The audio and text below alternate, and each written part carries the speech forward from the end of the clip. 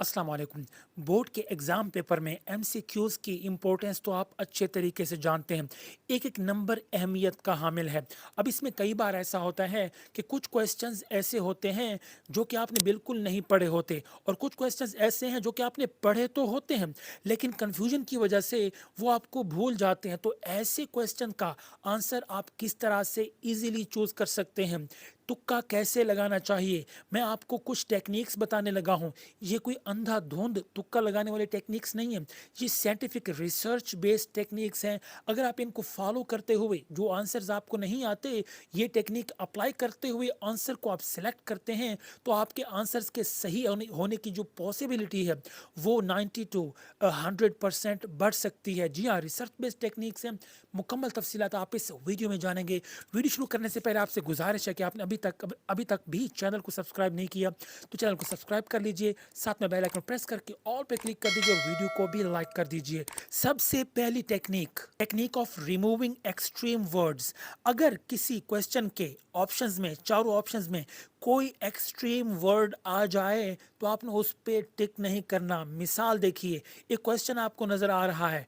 देखिए कि which of the following statement is true about photosynthesis. अब इसके चार ऑप्शंस में देखिए, आपको ऑलवेज नजर आ रहा है, नेवर नजर आ रहा है। तो ये जो ऑलवेज या फिर नेवर है, ये एक्सट्रीम वर्ड्स हैं, यानी कि जब किसी बात पे जोर दिया जाए तब इस तरह के वर्ड इस्तेमाल किए जाते हैं। अब इस तरह का अगर कोई आंसर हो तो उस पे आपने टिक नहीं करना, क्योंकि ऐसे जो आंसर्स हैं उनके सही होने की जो पॉसिबिलिटी है वो बहुत कम है। क्यों? क्यों? क्योंकि जो एक्सट्रीम वर्ड्स हैं, ये आम तौर पे अगर कोई साइंटिफिक रिसर्च हो या कोई साइंसी हकायक हो, वहाँ पे इस तरह के एक्सट्रीम वर्ड्स किसी भी बात बात पे जोर देने के लिए ये वर्ड इस्तेमाल किए जाते हैं। तो ओवरऑल इस तरह के वर्ड इस्तेमाल नहीं होते, बहुत कम इस्तेमाल किए जाते हैं। तो इस तरह का वर्ड अगर आपके आंसर में है तो आपने उस पर टिक नहीं करना। इसके अलावा जो भी 2 या 3 ऑप्शंस बनती हैं, आप उन पे टिक लगा सकते हैं। अगर अगर कहीं पे एक्सट्रीम वर्ड इस्तेमाल हुआ तो 2 ऑप्शंस में होगा या फिर 3 ऑप्शंस में होगा। फर्ज करो अगर 2 ऑप्शंस में कोई एक्सट्रीम वर्ड यूज हुए हैं तो उन दो को तो आपने टिक नहीं करना। उसके बाद आपके पास मजीद 2 ऑप्शंस रह जाती हैं। तो इसमें जब ऑप्शंस आपके पास थोड़ी होती हैं तो सही आंसर को चूज करने की पॉसिबिलिटी बढ़ जाती है। दूसरी टेक्निक ऑफ अवॉइडिंग पैटर्न।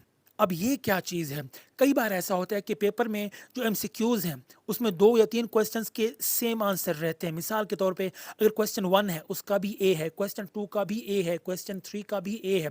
ठीक है, अब जिस क्वेश्चन का आंसर आपको नहीं पता, अगर उससे पहले वाले का ए है तो आपने इसका कभी भी ए सिलेक्ट नहीं करना, बी करें या सी करें, क्योंकि ऐसा बहुत कम होता है पेपर में कि सेम पैटर्न को फॉलो किया जाए। तो इस चीज़ के चांसेस बहुत कम है। अब जिसके चांसेस बहुत कम है वो काम आपने कभी भी नहीं करना। ऐसी सूरत हाल में या तो आपको बी सिलेक्ट करना है या सी सिलेक्ट करना है। सेम पैटर्न को कभी भी फॉलो नहीं करना तब जब आपको आंसर का ना पता हो। तीसरी टेक्निक ऑफ सिमिलर आंसर्स, वो कैसे जरा देखिए स्क्रीन पे। अब इस क्वेश्चन को जरा समझिए कि which of the following is a renewable energy source, यानी कि एनर्जी सोर्स के बारे में बात की जा रही है। ऑप्शंस में solar power, nuclear power, fossil fuels और नेचुरल गैस की बात की जा रही है। अब क्वेश्चन में एनर्जी का जिक्र किया गया तो आपने आंसर में सबसे पहले एनर्जी से मिलता जुलता वर्ड तलाश करना है। अब इसमें देखिए, ए में देखिए सोलर पावर, पावर का लफ्ज यूज किया गया, बी में भी पावर का लफ्ज यूज किया गया। तो इससे ये बात वाज़ी होती है कि भाई या तो ए सही है या फिर बी सही है। यहाँ पे सी और डी को आपने निकाल देना है। अब यहाँ पे सिर्फ आपके पास 2 ऑप्शंस रह गई हैं। याद रखिए, जितनी ऑप्शंस कम आपके पास होंगी उतना सही आंसर सेलेक्ट करने के चांसेस बढ़ जाएंगे।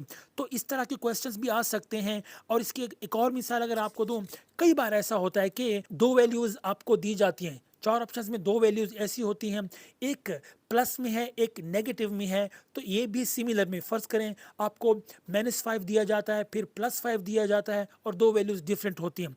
अब -5 या फिर +5 ये भी एक तरह से सेम वैल्यूज हैं। तो इस तरह के क्वेश्चंस आ सकते हैं आपको कंफ्यूज करने के लिए। सो आपने बड़ी एहतियात से क्वेश्चन को समझ के इनके आंसर को सही तरह से सिलेक्ट करना है। चौथी और अहम टेक्निक ऑफ ब्रेन सिग्नलिंग।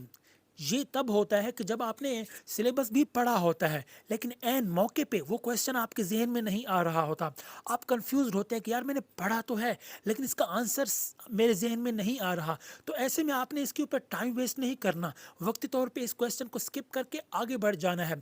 ऐसे में मोस्टली क्या होता है, मोस्टली ऐसा होता है कि जब आप अगले क्वेश्चंस आप सॉल्व कर रहे होते हैं, तो अचानक से आपके जो माइंड को एक ट्रिगर मिलता है और वो जो आंसर आपको भूला होता है, वो अचानक से आपके ज़हन में आ जाता है। ऐसे में आपने फटाफट उस आंसर का जो टिक का निशान है वो आपने लगा देना है, वेट नहीं करना, क्योंकि जब ट्रिगर होता है अचानक से तो वो भूल भी जल्दी जाता है ऐसे में, ख़ास तौर पे पेपर के दौरान। तो जैसे ही आपको ट्रिगर मिलता है उस क्वेश्चन के सही आंसर का, तो फ़ौरन आपने बगैर सोचे समझे उस पे टिक कर देना है, इंतज़ार नहीं करना, क्योंकि साइंस ये साबित कर चुकी है कि ऐसे में अगर कोई चीज़ आपको भूली होती है और वो आपको ट्रिगर करती है अचानक कुछ दूसरे इन्फॉर्मेशन की मदद से, या कोई चीज़ आप पढ़ रहे हैं अचानक से आपको जो इन्फॉर्मेशन ट्रिगर करती है, मोस्टली उसके जो चांसेस हैं वो सही होने के चांसेस ज़्यादा हैं। कई बार ऐसा होता है कि आपको क्वेश्चन बिल्कुल भी नहीं आ रहा, मतलब आप कहते हैं कि यार ये मैंने पढ़ा ही नहीं हुआ, तो ऐसे में क्या करें? आपको ना क्वेश्चन की समझ आ रही है, ना आपको चारों ऑप्शंस की समझ आ रही है। तो ऐसे में आपने क्या करना है, या बी पे लगा देना है या सी पे लगाना है। क्यों? क्योंकि हम हमारे टीचर जो पेपर बनाते थे, जो मोस्टली हमारे सामने आता था, वो या तो बी ऑप्शन होती थी या सी होती थी। क्योंकि हम टीचर लोग कभी भी ए ऑप्शन को कभी भी आंसर में नहीं रखते थे, बहुत कम चांसेस होते थे, और डी को भी बहुत कम चांसेस में हम रखते थे, या बी सही होता है या सी। तो ऐसे में अगर आपको तुक्का लगाना पड़े कि आपको आंसर का कुछ भी समझ नहीं आ रहा, तो ऐसे में या बी पे लगाइए या सी पे लगाइए, वो फिर आपका नसीब है। मैं सिर्फ आपके जो पॉइंट्स बताए हैं इनमें जो पॉसिबिलिटी है सही आंसर्स की, वो आप इन टेक्निक्स को फॉलो करके उस पॉसिबिलिटी के तहत आप सही आंसर पे टिक लगा सकते हैं। बाकी आपका नसीब, अगर आपने कुछ भी नहीं पढ़ा हुआ, कोई सिलेबस नहीं पढ़ा हुआ, फिर ये टेक्निक्स किसी काम की नहीं है।